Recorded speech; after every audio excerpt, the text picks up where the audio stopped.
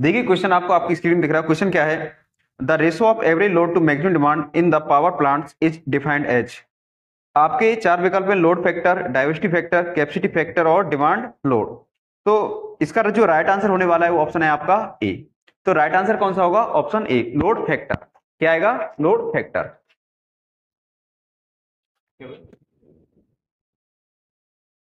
देखें तो क्वेश्चन का जो राइट आंसर होगा कौन सा होगा आपका? Option A. लोड फैक्टर जो होता है वो रेशो होता है एवरेज लोड और मैक्सिमम डिमांड का। तो ठीक है ना। अब यहां पर ऑप्शन बी जो दे रखा है वो है आपका डाइवर्सिटी फैक्टर। तो डाइवर्सिटी फैक्टर क्या होता है? Sum individual maximum demand upon maximum demand of the system.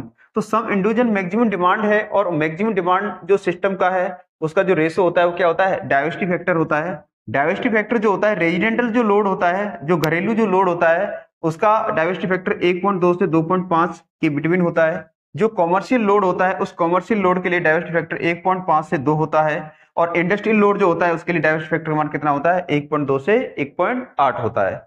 ठीक है। और फिर आपका ऑप्शन सी था कैपेसिटी फैक्टर। कैपेसिटी फैक्टर क्या है? एवरेज पावर आउटपुट बटे रेटेड पावर आउटपुट। ठीक है। तो ये इसका क्या होता है? Capacity factor. पावर प्लांट्स के अंदर जो कैपेसिटी फैक्टर होता है, जैसे न्यूक्लियर पावर प्लांट है तो 80 से 95%, थर्मल पावर प्लांट है तो कितना? 40 से 70%।